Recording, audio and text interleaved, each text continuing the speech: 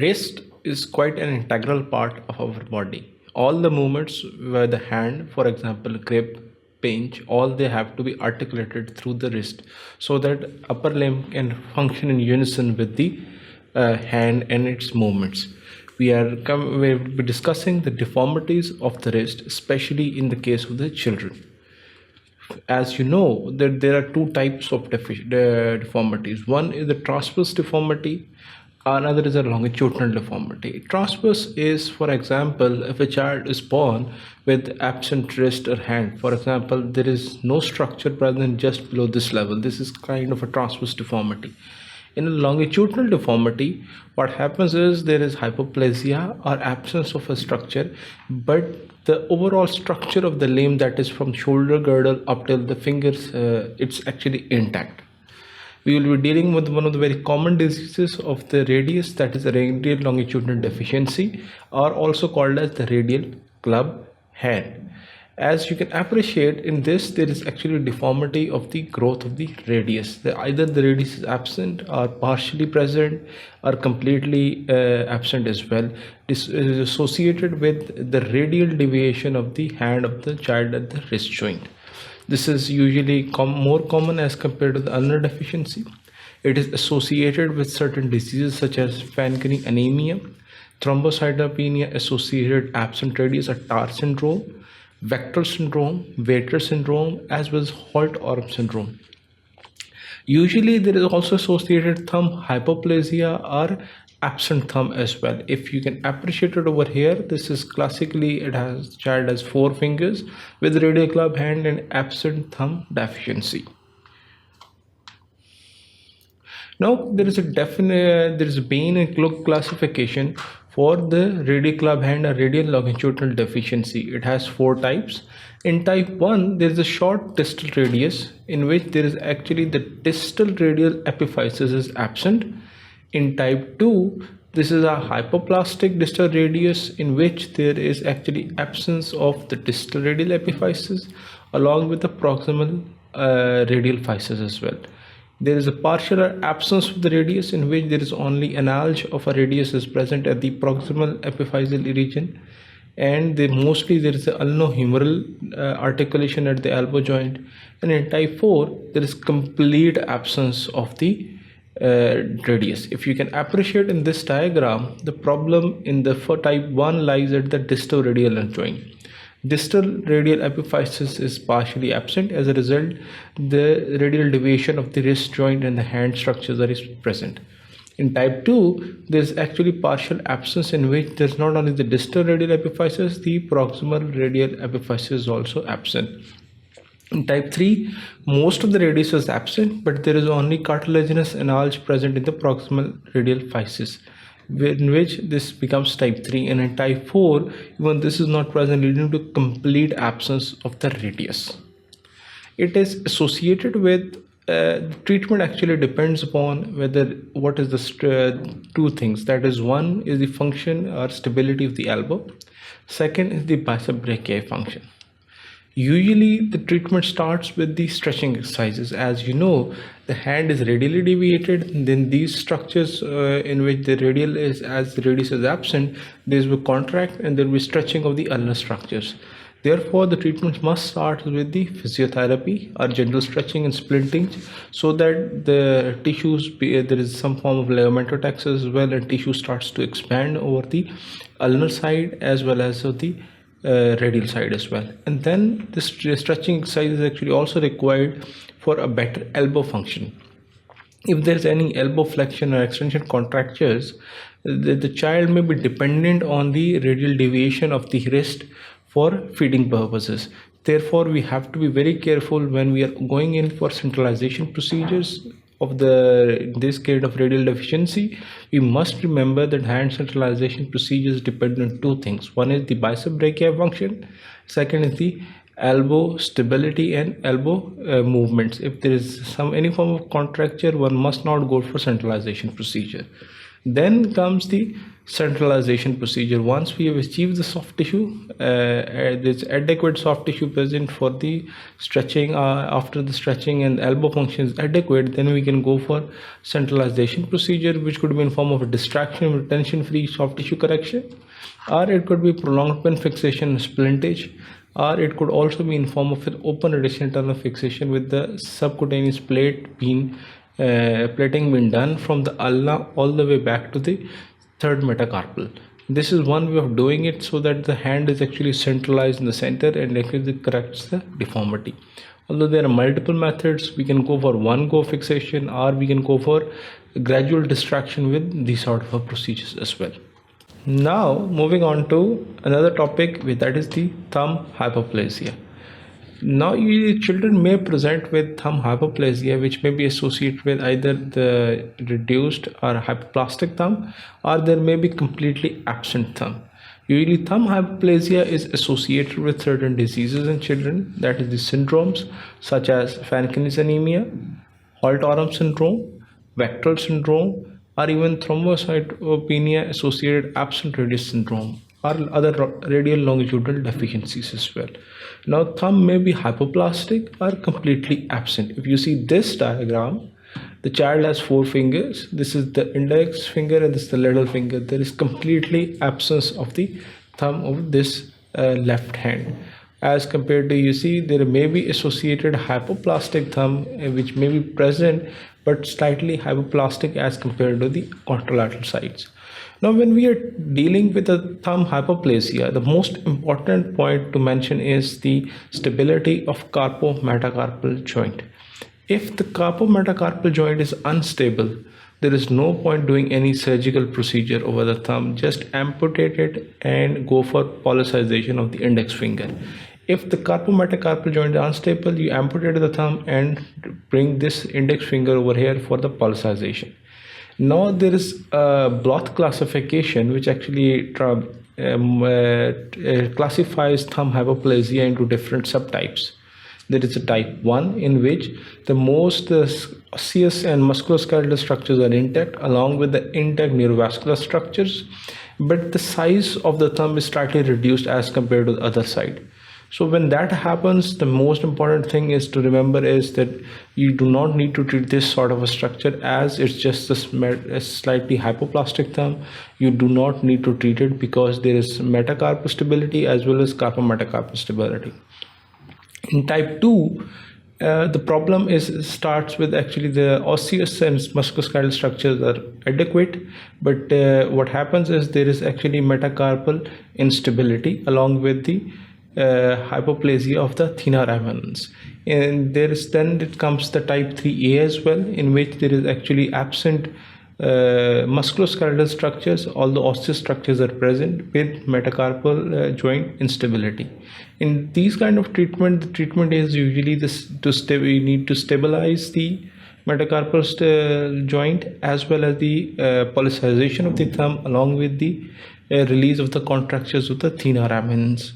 In type 3B and type 4, what happens is in 3B there is actually deficiency of the osseous as well as musculoskeletal structures along with the unstable carpometacarpal joint. Now that is the kind of a situation where once the carpometacarpal joint becomes unstable, then probably we are not left with much of the surgical options. In type 4, there is actually a flail thumb, or it's just a hanging thumb. In type 5, there's complete absence of the thumb. So the treatment for type 4 and type 3B is that as the carpometacarpal joint is unstable, so the treatment option would be to go for thumb amputation and policization of the index finger. That is, you remove this thumb if it's flail, or it's type 3B in which the carpometacarpal joint is unstable. You amputate this thumb and bring index finger in place with thumb, is called as policization, so that it can function normally. And when we are dealing with the thumb hypoplasia, what we need to remember is that thumb is very important for the function of pinch and grasp, and especially for the opposition function for the pinch function. Opposition function for the pinch effect is highly important. So if it's completely absent thumb, as in this case, you need to bring this index finger over here and for the pulsation, so that the patient can regain its pinch function. Now moving on to another longitudinal deficiency, which is although very less common compared to radial longitudinal deficiency, that is the ulnar longitudinal deficiency or ulnar club hand. If you see this, in which you can appreciate the radius is quite good, but there is definitely some form of hypoplasia associated with the ulna. Or if you see this x-ray, there is radius which is present and with associated with complete absence of the ulna. Ulnar club hand or ulnar longitudinal deficiency is actually a problem with the ulnar development, and it is the congenital partial or complete absence of the ulna, leading to ulnar deviation of the wrist joint. It's usually associated with certain syndromes as well in children, such as proximal femoral focal deficiency, fibular hemimelia, phecomelia, or scoliosis as well. There is actually a Bain classification for ulnar, in which the Bain is divided into type 0, 1, 2, 3, and 4 types. In type 0, ulna is completely present, but there is actually the deficiency of carpal as well as hand structures on the ulnar side. That is usually associated with the missing carpal bones as well as the fourth and fifth digit of the hand over the ulnar side, leading to ulnar deviation. That is type 0. In type 1, there is usually both the physes, that is the distal as well as the proximal physes of the ulna are present, but usually the ulna is slightly hypoplastic or small in size as compared to the radius. In type 2, what happens is the problem starts at the distal ulnar physis, and this is usually associated with small ulna with absence of the ulnar epiphysis at the distal radioulnar joint. In type 3, there is both the physes of the distal as well as the proximal are absent, leading to a very small ulna which may be present or even absent as well. In type 4, there is complete absence of ulna with some form of synostosis between the radius as well as the humerus, and there is absence of both the distal as well as the proximal physes of the ulna. Now, if this is the situation, the treatment of ulnar club hand involves, as per rule of the radial club hand, starts with the stretching and splinting. Why? Because definitely with the deviation towards the ulnar side, there will be problems associated with the structures on the ulnar side would be contracted and structures on the radial side would be lengthened. You need to balance out the soft tissue so that by stretching and splinting, we can lengthen back the ulnar side which is actually contracted, so that it becomes far easy for the correction to be done during the surgical procedures. Then centralization procedures are also available, which include excision of any teeth ring ulnar enlarge if it is present at the distal ulnar epiphysis level, or it may be involving the osteotomy of the radius as well. In case if it's a completely absent ulna, there is definitely some form of synostosis which may be associated with for the cartilaginous enlarge which is present, or there may be a radiohumeral synostosis as well. So we need to excise the radial head, remove the synostosis, and do a centralization osteotomy so that the radius can centralize along with the hand and the wrist joint, and then ulnar deformity which is actually causing the ulnar deviation can be corrected. Although it's quite rare to go for direct surgery straight away, and usually the surgeries are done by the time 18 to 24 months, around the child is at least 1.5 years old. And with as compared to the radial deficiencies, usually the surgeries can be performed early, as from the 6 months to 12 months of the time. Now there is also associated secondary ulnar dysplasia which may be associated with the ulnar club hand. If you see this x-ray, there is ulnar deviation along with the absence of the distal ulnar epiphysis, along with some form of synostosis as well. Now if this is the situation, we need not only to treat the deformity but also need to correct some form of synostosis of the radius. In this, Radial head excision, along with the excision of the synostosis and centralization procedure of the radius, can allow for the falling in osteotomy can be done, so that the not only it corrects the deformity, it corrects the synostosis as at the same time as well. Now coming to another problem which is associated with wrist deformities in children is polydactyly.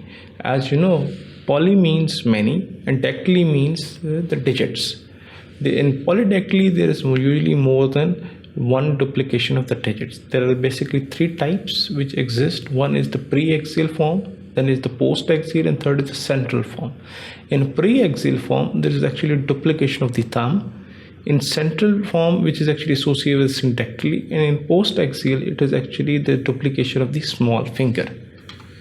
If you see this, usually this is a diagram which is showing in there is an actually duplication of the small finger leading to post-axial polydactyly, or it could be this form as well.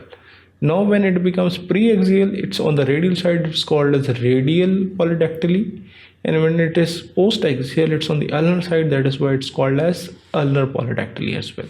In pre-axial, you can appreciate the duplication of the thumb as well.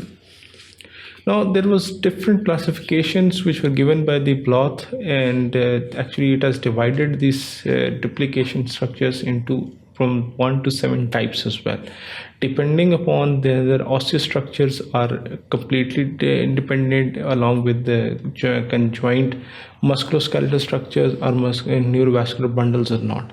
Then there are certain principles of the treatment of the polydactyly. What we need to remember is we need to reconstruct, if it is thumb duplication, we need to reconstruct thumb about 80% of the contralateral side. If it's a very small thumb or a flail thumb, then we can go for this thumb resection or amputation. Otherwise, what we need to remember is that usually medial structures, if it is are absent, the constraints, then we need to release that so that the movement over the thumb can take place. Similarly, if it is actually associated with the structures which are absent on the lateral side, then we need to reconstruct those procedures so that the movement of the thumb for the function of pinch can happen. Therefore, usually this reconstruction can be done either in single procedure or over in multiple procedures as well. Now, if you see this is also showing some form of a polydactyly. Can you guess which finger is actually extra? If you start counting from the thumb, you realize that this is actually an post-axial deformity which is showing an extra small finger. Similarly, this is another pre-axial or radial polydactyly, in which you can appreciate there's an extra thumb which can be seen along with the normal thumb which is present over the hand. Now moving on to another deformity which is usually involves the adolescent females, that is the Madelung deformity. Although name is quite different, but it is actually a problem of the bones. That is it is actually the congenital dyschondrosis of the radial epiphysis. What happens in this is usually affects the adolescent females. It's more common towards them, and mostly it is associated with repetitive microtrauma as well.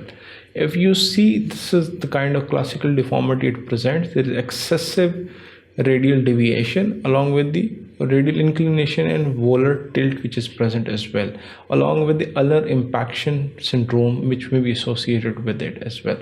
If you see the x-rays, what happens is that the problem starts with the ulnar side of the volar epiphysis of the radius. That is the epiphysis portion of the physis which is actually present on the ulnar and volar side. It's actually starts to grow abnormally, or its growth arrest happens. As a result, the other physis is, as it is growing, this leads to excessive radial inclination, which normal radial inclination is 23 degrees. It's highly increased from that level, and with excessive volar tilt as well. If you see it on the lateral view, actually the hand is lying quite low due to the volar tilt of this Madelung deformity. When this happens, as this is where the problem is with this physis, this results in actually ulnar impaction. When the adolescent females, or if it's any other patient, tries to move it towards the ulnar side, this results in impaction and leads to decreased range of motion, especially towards the ulnar deviation. No, usually there are two theories which may be associated with it. One is actually the theory in which there is involvement of the radial physis, that is, the problem starts over here. As a result, the other physis actually outgrows the volar epiphysis of the radius on the ulnar side, and as a result, this deformity occurs. Another theory is actually the Vickers ligament. There is a ligament which is actually seen over here, which joins the lunate along with the volar physis of the radius on the ulnar side. There may be a hypertrophy of the Vicker ligaments leading to this kind of a problem. Usually, the patient presents with increased radial deviation and volar tilt, inability to perform activities such as especially the ulnar deviation, loss of grip strength as well. And what happens is then initially it may be asymptomatic, but later on it becomes quite symptomatic. What we need to remember is you need to get an X-rays, and usually X-ray will show this kind of a deformity. We may be needing a CT as well, just to rule out if there's no associated previous fracture or malunited fracture which may be present, or we need to get an MRI as well. MRI is required to rule out the Vickers ligament hypertrophy. If the problem is Vickers ligament hypertrophy, then usually this is what we need to deal with and treat it actually. But mostly it's not the Vickers ligament which is the problem. Mostly the problem is actually with the radial physis, which is on the volar ulnar side. Now what you need to do is, what is the treatment? If it's asymptomatic, then you don't need to treat it. The only problem is actually when it becomes symptomatic, especially when the ulnar impaction starts and patient starts to feel pain. Then we can go for radial osteotomy as well as along with the ulnar shortening. And why ulnar shortening is required? Because then it also reduces ulnar impaction, and radial osteotomy is required to reduce the radial inclination, so that the deformity is actually corrected and there is decreased volar tilt along with the decreased radial inclination which is present with the wrist joint. Now moving on to another very important disease of the wrist, usually which is more common towards the in adult population, that is the Kienböck's disease. What is Kienböck's disease? Kienböck's disease is actually avascular necrosis of the lunate. If you see this diagram, there are 8 bones at the wrist which articulates to form intercarpal articulation. This is the distal radius. There is a scaphoid fossa which articulates with the scaphoid. Then you have a lunate fossa in which the lunate is articulating with the lunate fossa of the radius. Then there is a distal radial joint, and then this is the trapezoid and pisiform, which actually triquetral and pisiform, which articulates with the ulna. All these 4 bones form the proximal row. Then there is the 4 bones of the distal row as well, which includes trapezoid, trapezium, capitate, and hamate. Now, lunate is usually residing in the lunate fossa of the radius.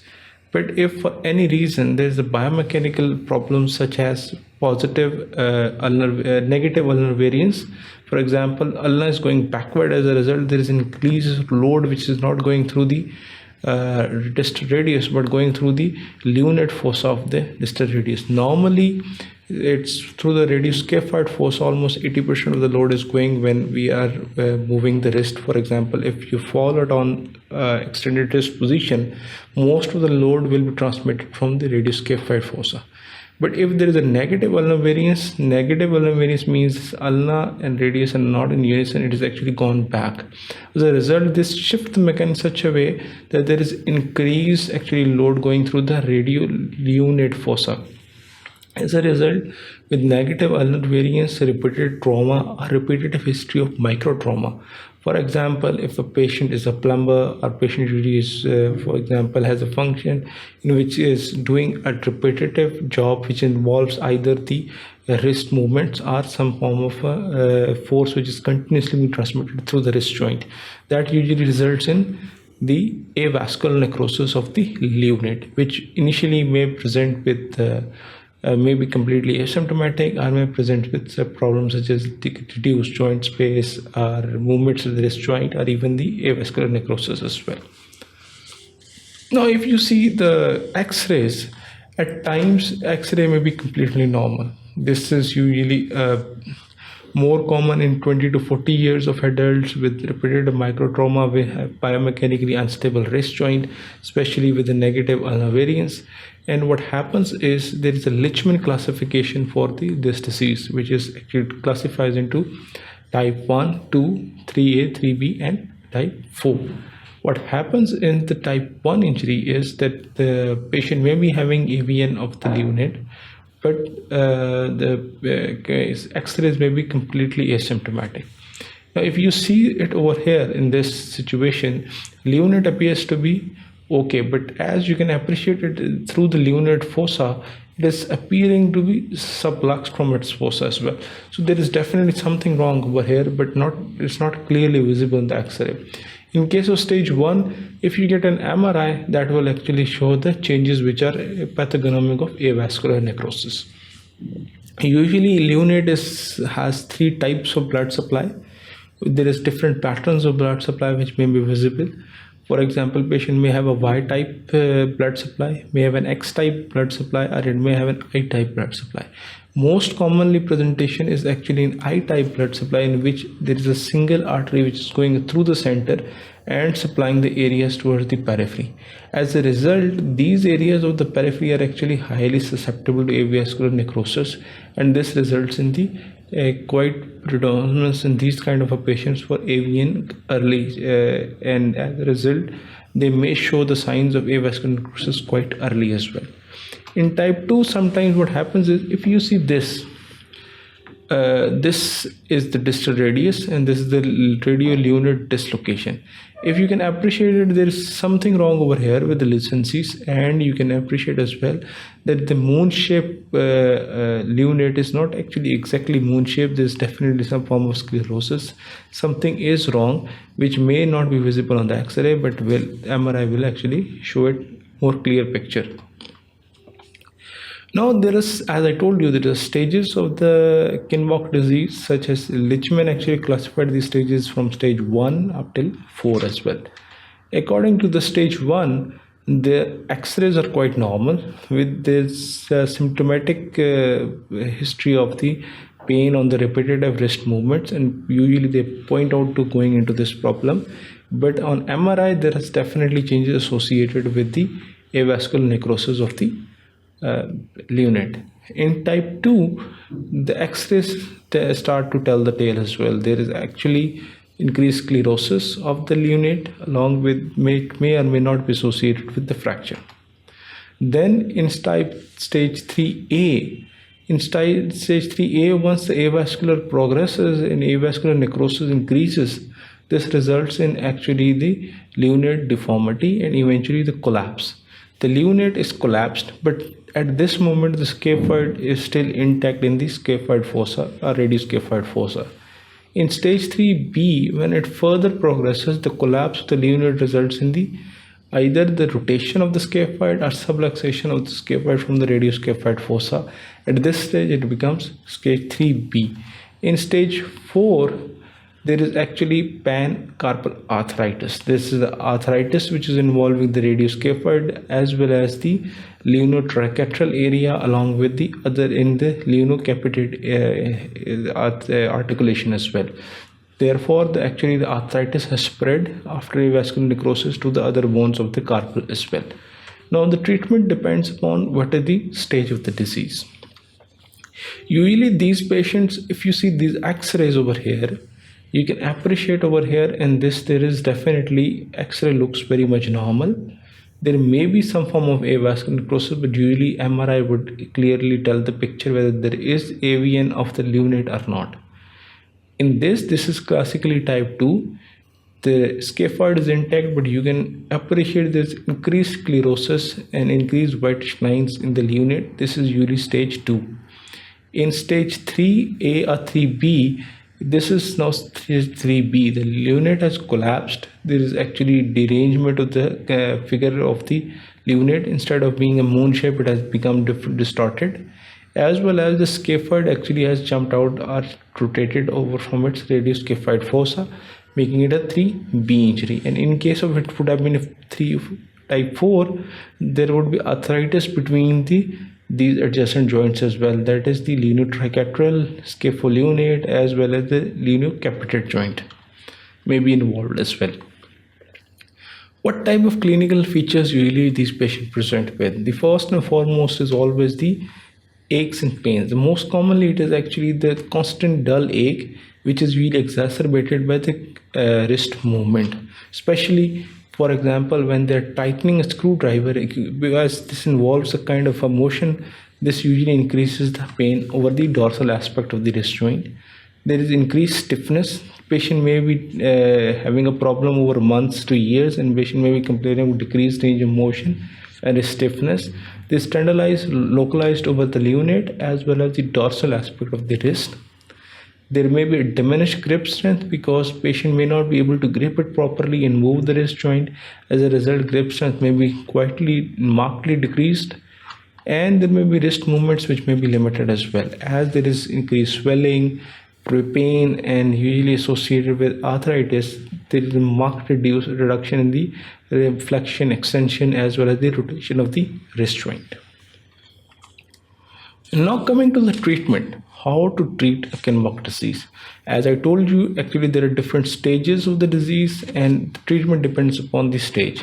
If it is stage 1 in which the x-rays was normal, patient was having a problem, but actually the lunate although has started to undergo AVN but is not completely necrosed. In that kind of a situation, the first and foremost treatment is usually immobilization along with the NSAIDs.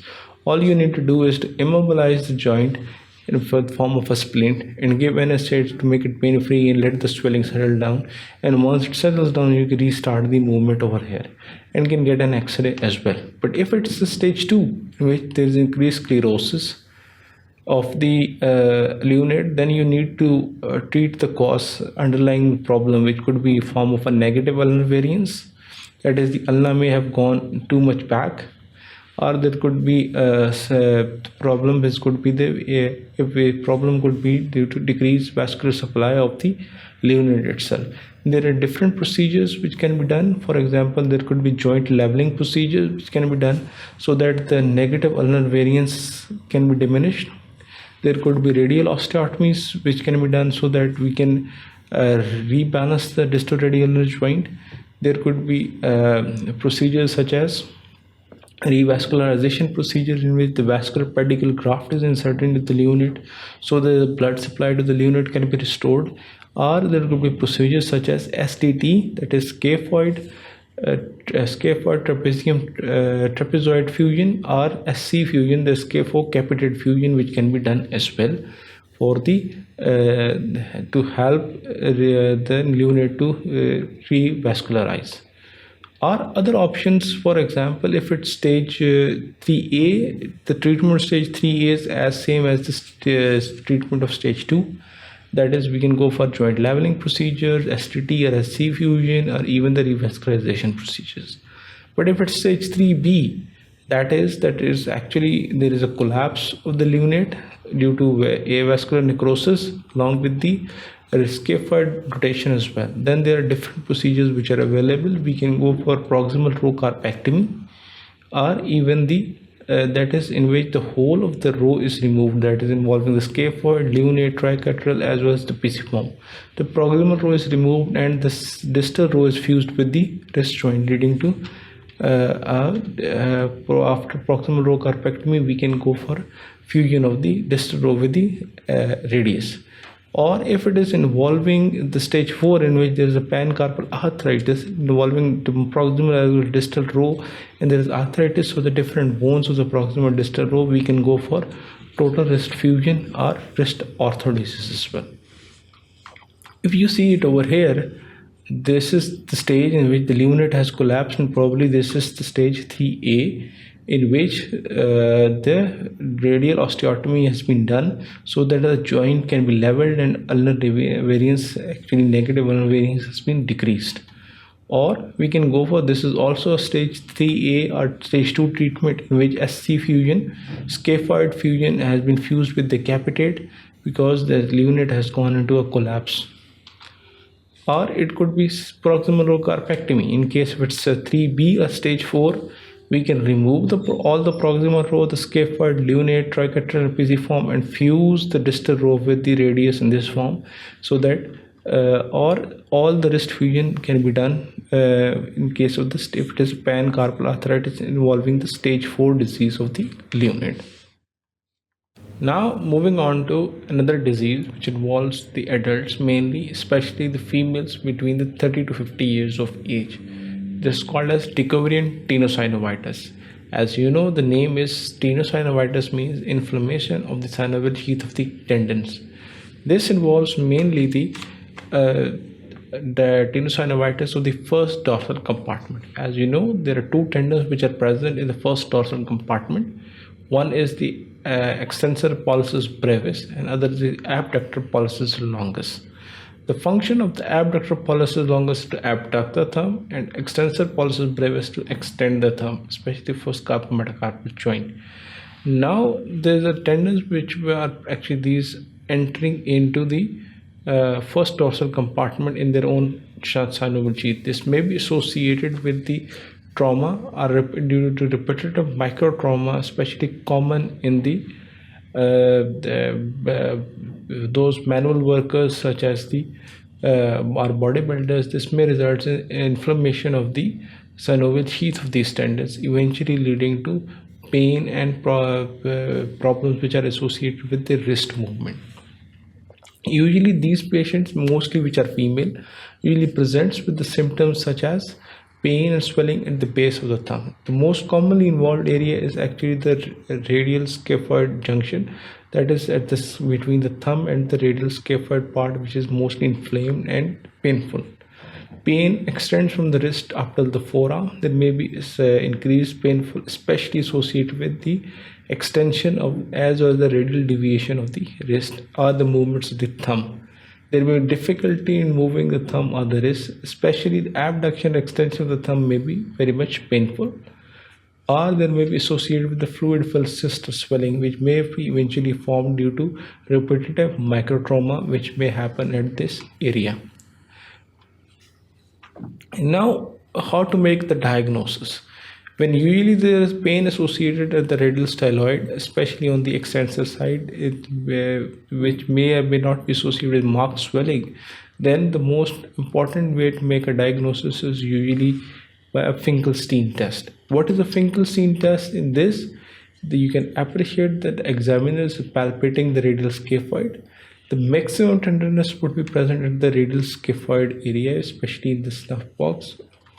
Then this is how the Finkelstein test is actually performed. The patient is asked to supinate the forearm with the hand held in by the examiner between the palms, and then the examiner suddenly ulnar deviates the hand. This ulnar deviation of the hand, sudden movement, actually increases the stretch of these over the first dorsal compartment, leading to increased pain, especially over the base of the thumb area. This is actually pathognomic of Finkelstein test becomes positive, and this is usually pathognomic of Deformity tenosynovitis.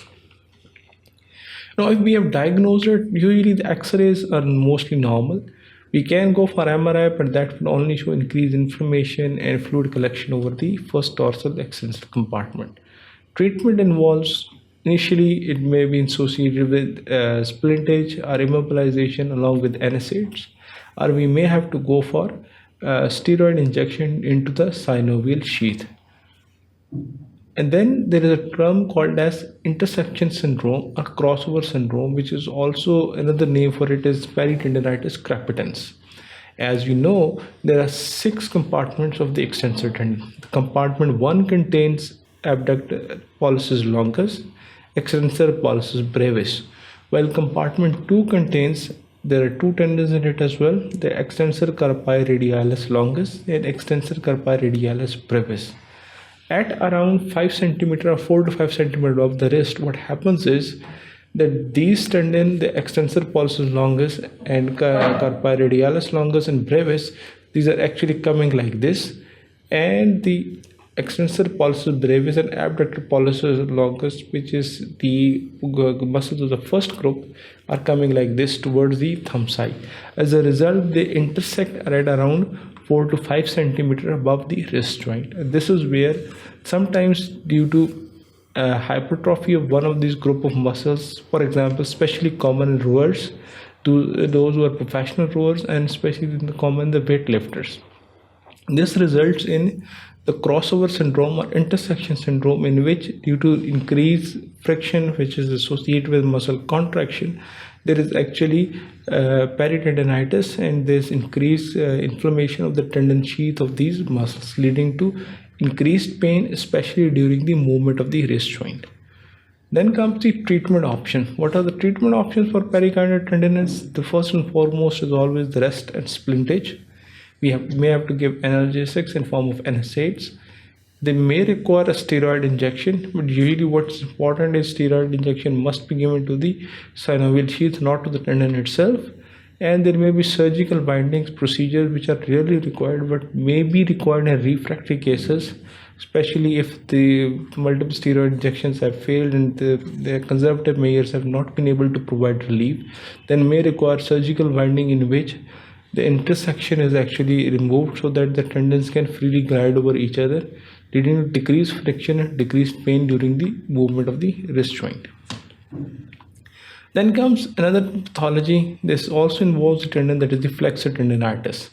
As you know, that it is the inflammation of the tendons of the flexor side, mainly the flexor carpi radialis, which is present on the flexor or palmar aspect crossing the wrist joint, or flexor carpi ulnaris, which is usually crossing the flexor's volar side on the ulnar side of the wrist joint.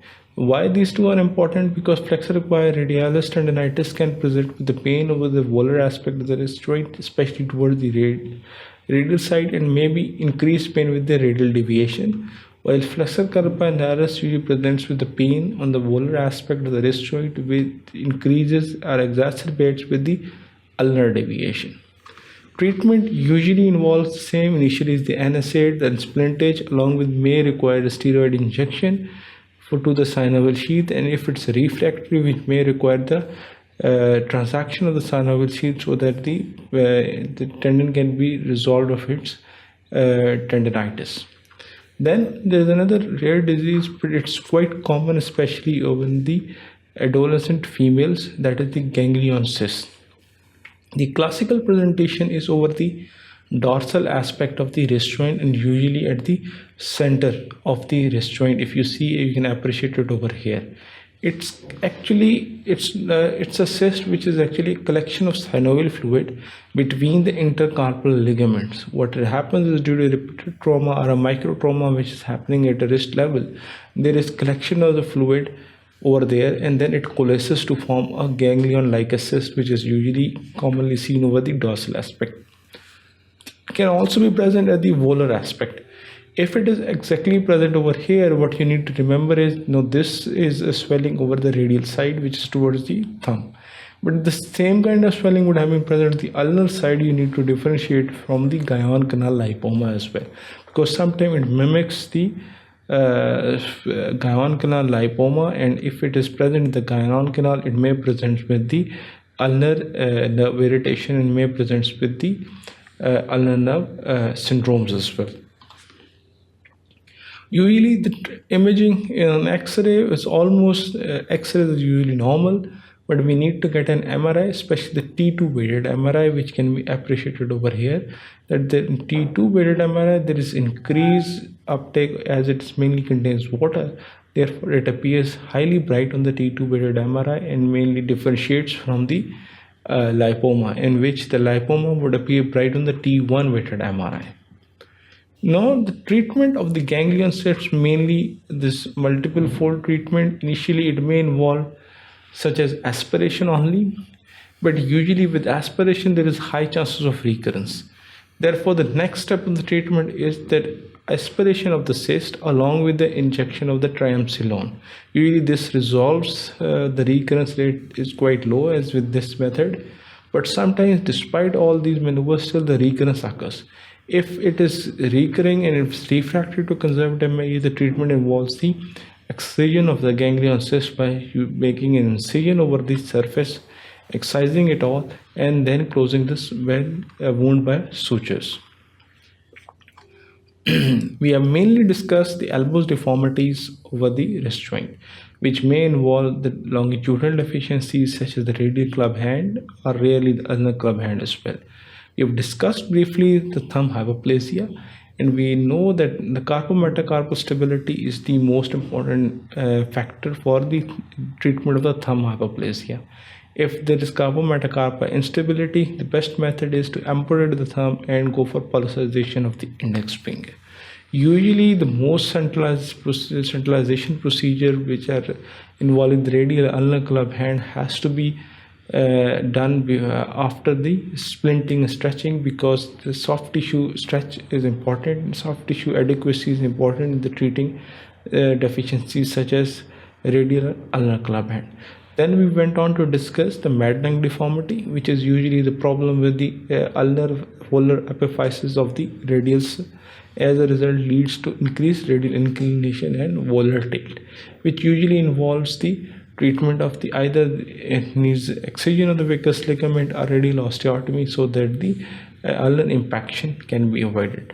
From then onwards, we went on to the problems of the tendon, which is actually this inflammation of the tendon sheath, such as in the Quervain tenosynovitis, or it may be leading to usually intersection syndrome or flexor carpi, radialis or ulnaris tendinitis. In all these tendon pathologies, the first and foremost is actually the NSAID and splintage or immobilization. Once the swelling settles down, and the other option is we can upgrade or step grade the treatment to corticosteroid injections. And if it is refractory or recurring again and again despite these conservative measures, we can go for surgical procedure in which we can strip the tendon sheath of the tendon so that they reduces the friction and the inflammation can be reduced. Thank you very much. Keep watching sqadia.com.